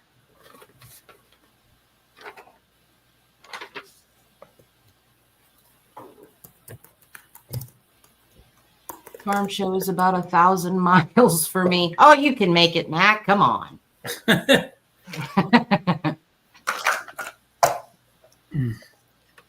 I've literally grown up going to the farm show. Yeah. My whole life. It was one of the highlight things that I always looked forward to every winter. You know, when you get what they call that cabin fever or whatever, where you're locked up inside. Yeah. Was you know, go to the farm show. You got to see all the cool tractors, equipment, you know. Vendors, absolutely. I mean, people, they have anything from equipment to anything that would be agricultural, farm, ranch related, to people selling food, you know, people selling clothing, you know, jewelry. I mean, yeah, you name it. Yeah, it's. I know a lot of people are like, well, who just wants to go and see tractors? Well, it's not just all that. I mean, there's, you know, it's really a cool show. Yeah. So I think they even have like a little tiny petting zoo where you can like goats and stuff like that. Oh yeah. So there you go. Yeah. Bring the kids. They had that. They used to have like expositions on like roping and cattle work and stuff like that. They used to do those type of things. Really lots of cool, you know, stuff like that. So, you know, all the major, you know, manufacturers that make trucks have, you know, their latest, greatest new trucks there on display. Construction equipment, you know, that farmers, agricultural ranchers would use. Yeah, it's really a cool show. So, but, you know, and it's, you know, we're in an area where there's a lot of vendors. We're not right next to, you know, John Deere or somebody like that. We're in a building area where there's people selling, you know, jewelry, clothes, you know, Boy Scout cookies. Boy Scout cookies. Girl Scout, you mean? Boy Scout or Girl Girl Scout Scout? cookies. You said Boy Scout. popcorn. Well, either way, it's cookies and they're good. Either way, they walk by and you're buying. Right.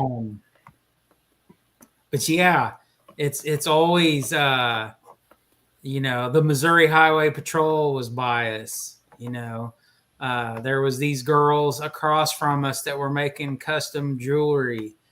The year before last, there was a lady there who did custom leather purses and handbags, and she took a lot of money from me for Tammy. I did it behind Tammy's back because Tammy was like, "Oh, this is so awesome. I want one." And I kind of snuck off and then paid her for one and had her made it and had Tammy's initials put in it and stuff like that. But there's food vendors there that sell stuff. There's one of my favorites is the hot hand pie vendor, and they sell fresh handmade fried pies like apple, any kind of fried peach pie, cherry pie, apple pie. They take a lot of my money too. We learned this last year. Don't wait too late to go get your pie because they run out. I know. As soon as the show starts, I'm heading over there. So we'll have to bring the kids this year again and have them do some running for us. Oh man, they handed out hundreds of flyers last year. Yeah. They're already looking forward to it. Yeah. And we do get a lot of response from the public. We do get a lot of people that want to talk. And I'll never forget that one gentleman that kind of sat up on the edge of our table, and he was like in a trance watching the TV. And he was from, and I can't remember that case. Was it Paola? Was it the little boy? Yeah. The boy that went missing? Harmon. Yeah. Something Harmon is the case. And this guy watched the video over and over as it was cycling. And finally, I can't remember if Dennis, you said something to him or he said something to you. And he ended up being in that town at that time. And was his dad their landlord or something? Yeah. There was some kind of, or his dad was the biggest landlord in town. Yeah. But, and it was creepy because this guy almost looked like this kid. Yeah.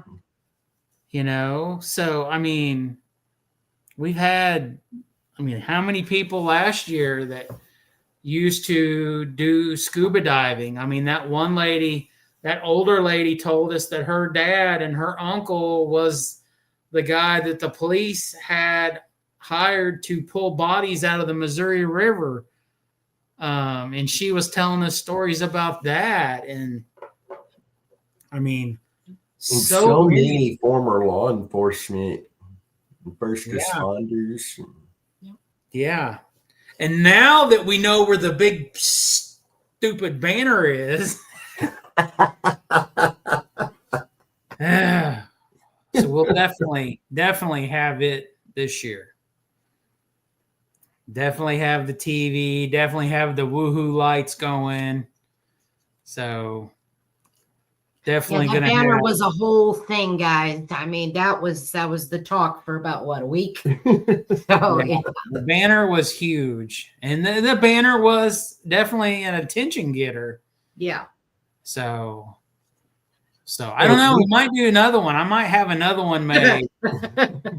So if I can figure out how to make it and incorporate some lights into it or something. So I'll figure I don't want to give away too much, but normally we'll take some Muddy Waters t-shirts and some koozies and give away. There's going to be some different items this year, and I'm looking forward to getting those for that. Yeah. And I'm sure there'll still be some t-shirts and koozies, but there's going to be other stuff included as well. Yeah. And it's all stuff that, I think people should have. So, yeah. It's a good time. It's definitely something that I look forward going to for us, talking with, people, because people like to talk. I mean, people will talk about cases. Every year we have people talk about Randy's case many times. So yeah, I mean, for sure, I think it'll be another blessing to be there and, definitely work with people and get the word out and, just see where it goes, where it takes us. So for sure. I have a slide that had farm show stuff, but I don't know where it's at now. Maybe it's on here. I know with the Black Friday stuff coming up, we'll have to look at some, see what kind of special things we can see that we can possibly get to take and do as giveaways.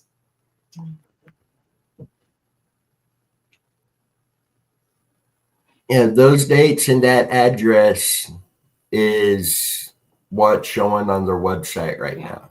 Is it? Yeah. And there's the website for anybody that wants to check it out. Yep. westernfarmshow.com. So I like the drones there, though. So many different types of drones. The first year, there were drones so big they brought them in on flatbed trailers. yeah. Oh yeah, for sure. Like, I want one of those to mount a seat under it, and when we're denied access to a property, yeah. hey, it's Yep. just fly over it. Yep. Yeah. So I did that one. If you're ready to do that one. And also want to mention real quick, and I might actually, I don't know if I got it on that one or not. I don't. Our annual live feed that we do in December around Christmas time, normally it's called a night of thanks. This year it's called Oh Holy Night. Saturday, December 13th, 7:30 p.m. Central Time. And we'll go more into detail closer to time, but everybody out there can mark their calendars Saturday, December 13th. This one is always a really fun, really good one to do. I think the kids are kind of trying to get something a little special together for it to do as well, but it'll be a good time. Yeah. Well, I hope that we can, I hope the rest of the year goes smooth for us. We can try to work on some cases, between now and the end of the year. And, just try to, hopefully next year get back into full swing of things. And I know Dennis and I, we've discussed, the future and how we might do some things, change some things up. And I think at some point we'll probably all have our little own meeting on StreamYard and discuss it with everybody and see what everybody wants to do or how we should move forward with doing things. But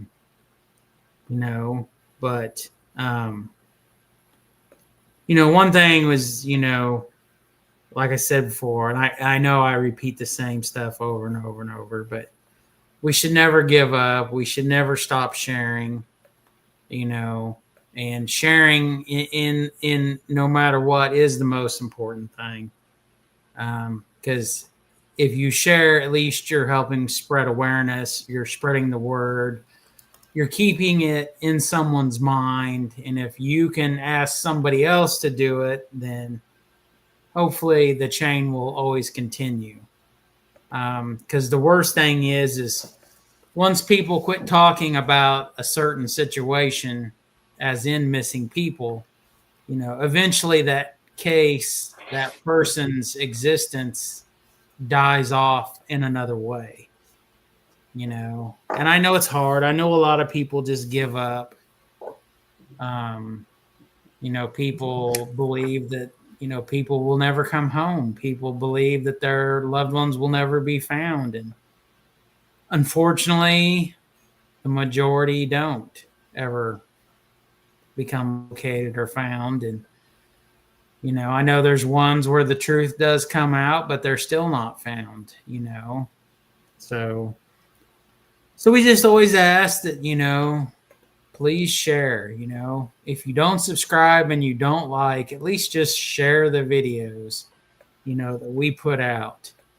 And that, helps, keep the word out. So, because sooner or later, somebody will see something and somebody knows something. So, what's the name of that show I've been watching with Megan? Kelly, she is a prosecutor. Her name is Kelly. I cannot remember the name of the show, but she talks about old cases that have not been solved yet, and they can date back all the way to this. I mean, she had one case that was dated back to the 70s. But what she does is she'll go in, she'll talk to the local police department, wherever it might be. They bring in their paperwork and everything they have on the case. And then Kelly does her magic and interviews people and gets statements and the whole 9 yards. And they eventually end up finding the killer or whoever it might have been. But we actually had a case where the lady is missing, and they done an episode on it where they were trying to not only find her, but evidence of who was guilty. Yeah. And basically by the end of the show, they will have a pile of circumstantial evidence. Yeah. And sometimes the actual state prosecutor will look at it and say, you don't have enough. But many times they will see all of that and they will actually take the case. And they've actually gotten convictions with just circumstantial evidence and no body. But on that particular case, I now have a really strong idea where that person may be found, the missing person. I've reached out to Cold Justice. That's the name of the show. I emailed them about it, and so far I've not had any response from them. But I really think I know what property that person's going to be found on. If you get the chance, watch one episode of Cold Justice and tell me one episode, and you're like, okay, I got to get online and see what happened after they, put them in, whatever. What is this on? What? It's called Cold Justice. And it's more on what I want to say. She used to be, her name is Kelly Sigler. She's actually a prosecutor herself, but now she does TV shows, or she does that show. But what I'm saying is where are you watching? Yeah, I'm looking. Hold on. Is it YouTube or Netflix? No, it's actual. This one's usually on Oxygen. Or that's Prosecuting Evil. TNT. Okay. Yes.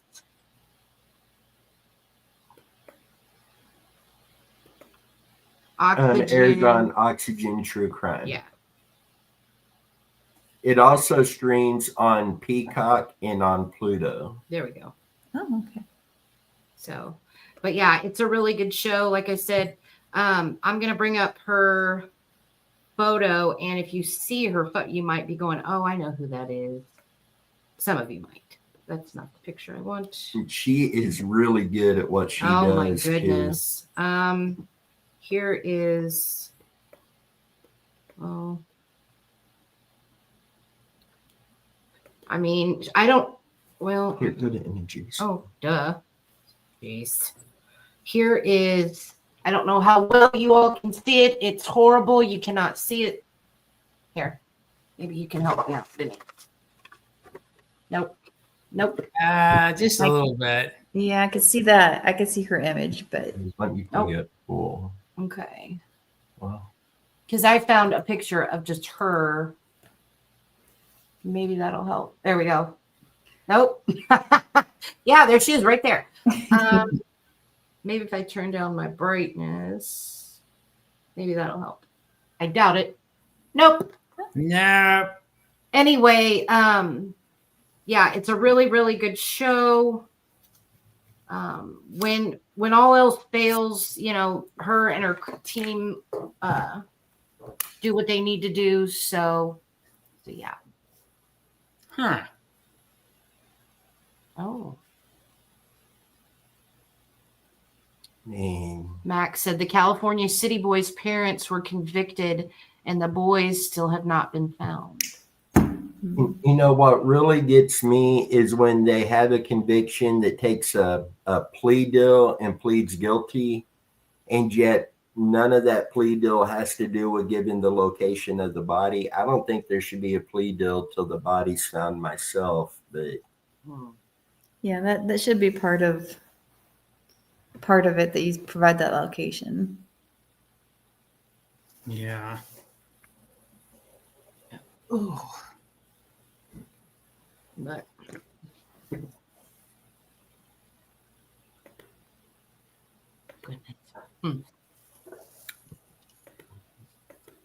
we are getting low on time. Yeah.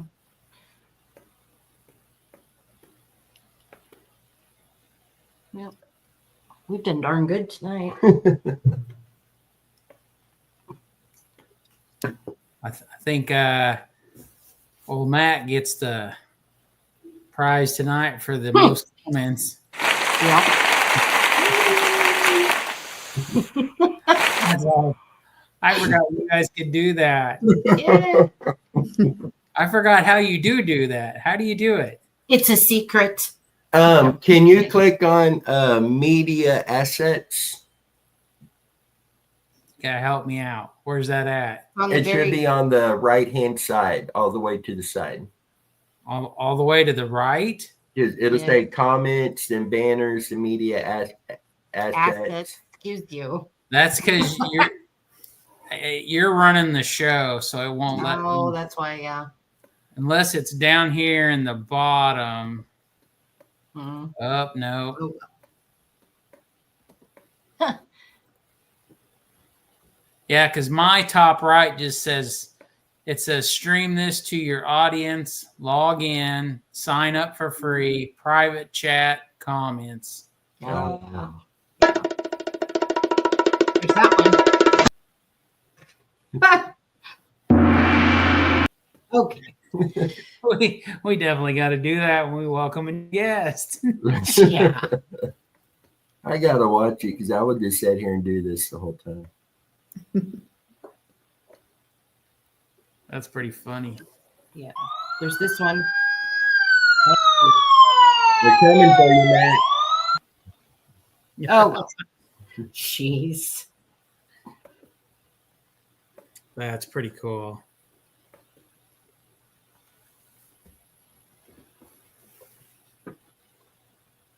I don't even know how to pronounce that first one. Sincere and Classic were the boys' names. And Max said, I know I spelled that first one wrong. So, No, yeah. I'm glad they got convictions. I wish part of that would be, and then I don't know if there's a plea deal involved in that one or if they were just found guilty. Oh, good. I did say it correctly. But when there's a plea deal, I think, location of the body should be top priority Right. with that. Yeah. Now, somebody unalived somebody and disposed of them somewhere. At that point, I don't care about your rights. Let's bring that missing person home. Yep. Yeah.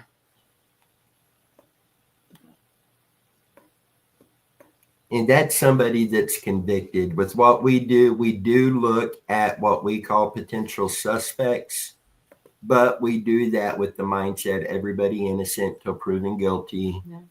And we're not trying to prove guilt. We just use that information to help us determine what locations need searched. Max says they were both guilty at found guilty at trial, both parents. So then that situation, I'm glad they were, you know, if they done this, I'm glad they were convicted and found guilty. And, you know, hopefully those boys at least get justice, and hopefully one day they're found. Yeah. For sure.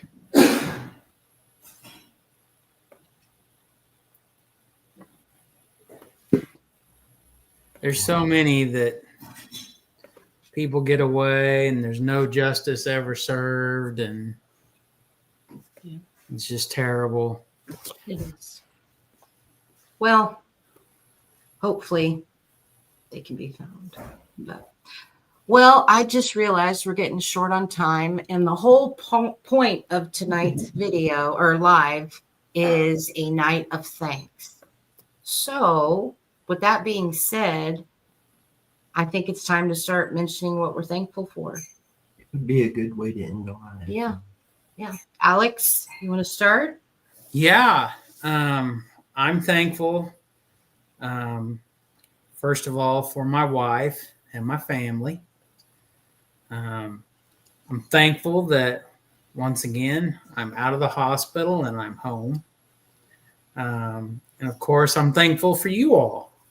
I'm thankful to be a part of all your lives, and I'm glad you're a part of, you know, Tammy and I's lives. And, you know, we love you all, and I'm glad that, you know, we all get to work together and do stuff. And I know it's been a while.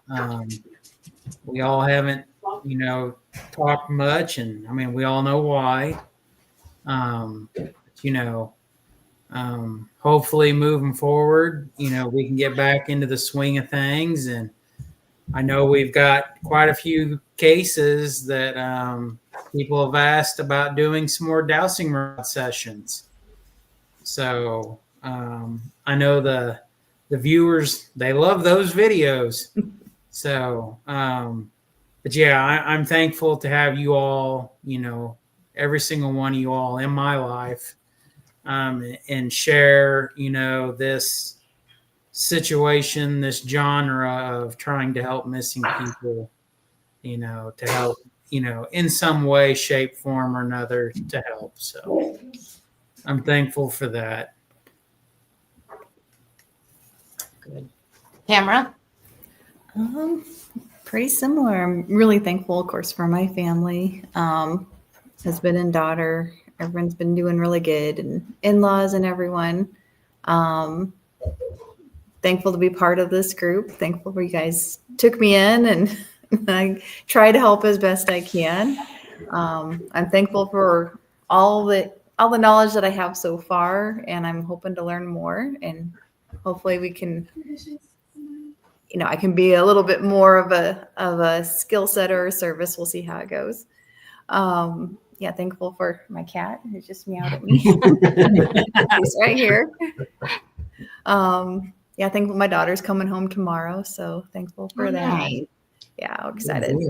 But yeah, no, just thankful for you guys. You guys are such a great team. You're just wonderful people. I'm so glad to have found you, and you're so supportive. I really appreciate that. Well, we love you. Thank you. No, you guys are awesome. Denny? Well, I'm going to repeat some of what they said. You know, my wife, the kids, the family, all of you guys. Again, probably the hardest year I've ever had. Losing my mom, losing you guys' mom. I'm very thankful for the time I got to spend with each one of those. They taught me so much. Who I am as a person, hands down, has a lot to do with both of those ladies.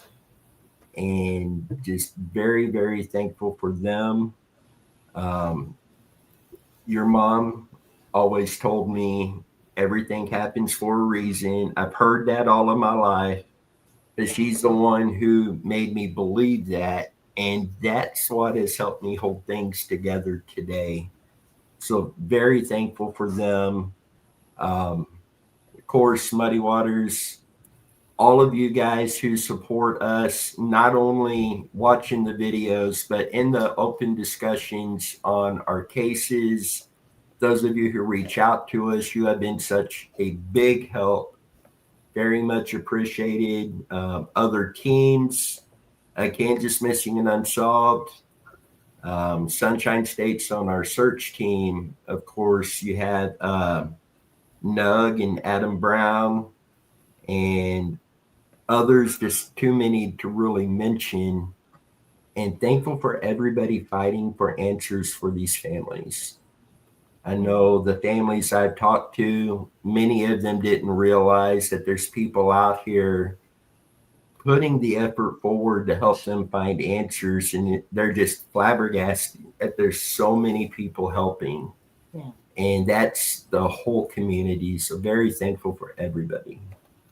And I'm going to stop before I cry.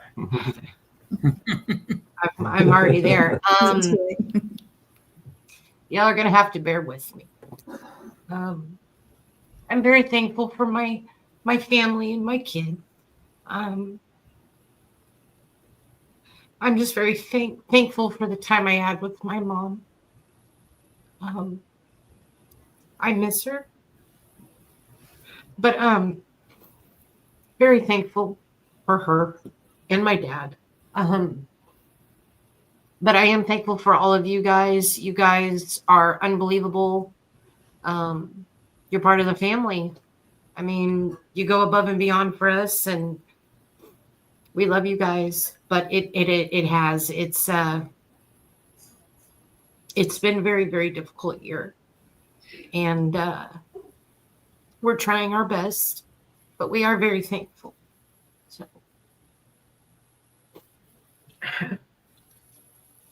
So yeah, it can be tough. Yeah. So And I lost. Go ahead. We had Barb in the comments. Can I say thanks for all the prayers for my mom? She's the one I mentioned recently in the video. Her mom recently found out that she's got cancer, and she has asked for thoughts and prayers for her mom, and then obviously the entire family. So Barb, we definitely are continuing to pray for your mom, for you and your family, and hopeful for a good outcome there. Yeah, it's just, I'm telling you, it's hard. Yeah. Yeah. I think the hardest thing, one of the hardest things is losing your mom, no matter what. It's just, I don't know. It's been about, oh goodness, it's been 20 years for me.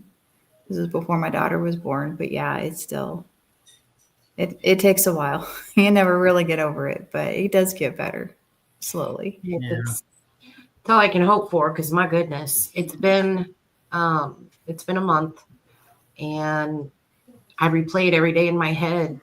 I mean, obviously I'm going to, but I replay the whole day in my head again. And, my dad's been gone 16 years, and that was hard. Mm-hmm. That was hard, but it is. I agree. It's when it's your mom, it's different. Mm-hmm. It was sudden. It wasn't, there's nothing we could have done. No. But it is. It's different when it's your mom. Mm-hmm. I was talking with the minister friend of mine, known him all my life. He's the one that officiated Mom's funeral. We were talking about that, and mothers. Yeah. There is a special connection between, no matter what your age, a child and your mother that nobody can touch. It's just a special bond that, it's always there. And even when they're gone, you still feel that. Mm-hmm. Oh yeah. Yeah. we're trying. So Yeah, my mom died when I was 18, 1991. And then my dad died 2012, and I was 39. So, or no, was I 40? no. Maybe I was 40. But, you know, they were both gone by the time I was 40. So, And I think it's at any age. It just feels like you're a little kid. I mean, it doesn't matter because you've lost. I mean, we've both lost both of our parents now, and I'm like, I don't know what to do. you know? Yeah, I I went know what you through mean. days after Mhm. mom that I felt like an orphan. And that's what I was gonna say, but I didn't know if it would sound weird. But yeah, I told my sister shortly after, a couple, 2 or 3 days after my mom had passed, I said, "Oh my goodness, Meg, we're orphans." Yeah. So Yeah, it's odd. That's the closest thing to think of it. Like my aunt passed away earlier this year, and she's the last on my dad's side of the family. You know, like this will be the first Christmas and Thanksgiving with just more me. You know, like my brother, you know, and my cousins. But there will be none of the older relatives will be there anymore. So yeah, yeah, it's just it's difficult, but you know they're always there, but it's just not the same. So no. yeah. See, and I got very fortunate because after losing my mom, for the past almost 17 years, your mom has been my second mom.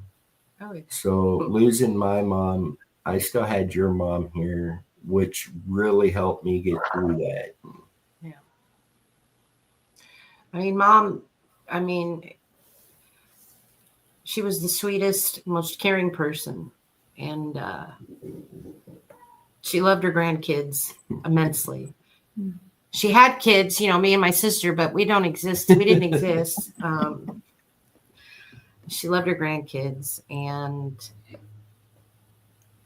it's a very weird feeling. And I want that feeling to go away, you know, but I miss her a lot. Yeah.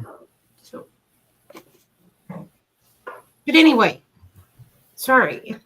You know, All right. getting kind of, I guess, religious for just a minute. I seen a clip the other day, and it was Morgan Freeman, and I'm not going to be able to say it in the words that he did. Oh my goodness, yeah. But he said, you can pray to God for peace. He's going to give you a battle to fight. You can Goodness. pray for strength, and he's going to give you a battle to fight. You can pray for comfort, and he's going to give you a stressful situation to go through. And many people ask why. Well, if you need that comfort and he gives you this situation to go through, when you come out on top of that, you not only have your comfort, you have a better understanding of what that comfort is and the knowledge of knowing that you achieved that relatively on your own. Yeah. And that really kind of stuck with me because strength is a big thing right now. And as people, we're forged in fire. That's just how it is. If our life was perfect every single day, you wouldn't get to enjoy any aspect of your life because it would always be the same. Yeah. So it's what we go through that builds us and turns us into who we are. It's on each one of us to put up the fight, to come out on top, to come out better than we were yesterday. And that's how we keep going. Yeah. You just kind of, you have to. mm-hmm. You can't quit. I want to, but you can't. So, We learned through all of this, life is too short to quit. right. But anyway. So Okay. there was our thankful moment, our sad moment, our lecture moment. Yeah. But anyway, well, that was a pretty good live tonight. And Barb, we will be Yes. praying and keeping your mom in our thoughts and prayers for Wednesday. Yeah. Very hopeful for a good outcome with this. And Mac, I'll keep you in my prayers because you did say in 5 days it'll be a year since my mother passed away. Yeah. We will be thinking of you, bud. That year's hard. The first year's hard. Yeah. Oh, absolutely. Mac, whether you like it or not, you are part of the Mudwater Yeah. family, as well as Barb and so many Yeah. others. Okay. Well, Thanksgiving is always going to be a hard time for us. She passed Thanksgiving last year. Oh my man. goodness. Well, you can always message us just to holler and scream or whatever you need. Because that sounds pretty good right now. Just holler and scream, you know what I mean? So, but we'll be thinking of you. Big Granny Rubel passed away New Year's Eve night and was pronounced right as it went from New Year's Eve to New Year's Day. So Oh my goodness. that is always a tough. Oh, absolutely.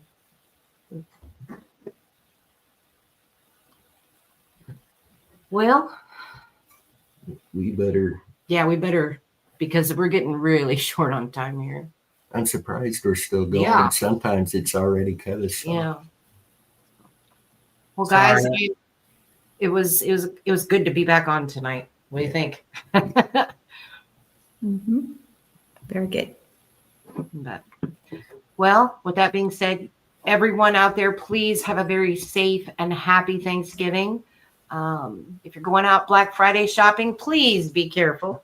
But at the same time, get some good deals because I know they're probably out there. So, you know. Or you can just shop at home, go to Crooked Trail Designs. And Right. place your order. Right. So, yeah, there you go. Yeah. But anyway. So, do you two have anything to add tonight? No, nothing to add. No, yeah, kind of same thing. Hope everyone has a wonderful Thanksgiving and safe travels if you're traveling, and have a good time with your family. And if it's hard, just know that it'll be okay. Yeah. Yeah.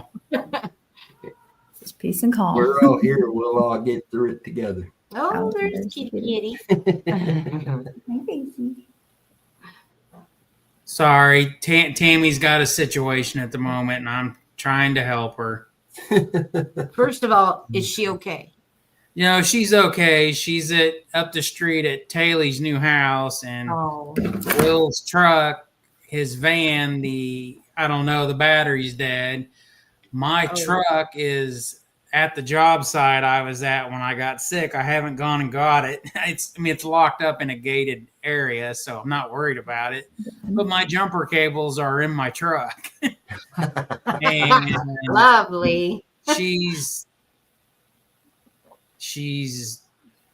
trying to figure out, and I'm trying to tell her what to do, and it's not working. So, but no, I just hope everybody has a good Thanksgiving. I hope all of our extended family through social media, everybody that's always with us and, watches us and participates, they have a good Thanksgiving. And, hopefully soon we can get back on track with stuff and start doing shows again and, start everybody being together on Sunday night, family night, Yep, basically Right. doing shows. So, right.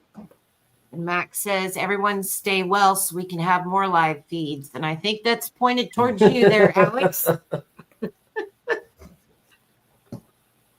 So yeah. the little smirk emoji there. Yeah. All right. Well, it was good seeing you all in person on Yep. StreamYard. So I guess we will all talk a little bit later on. Guys, have a good Thanksgiving. You Yep. too. Thanks. You too. Bye bye, everybody. Bye, guys.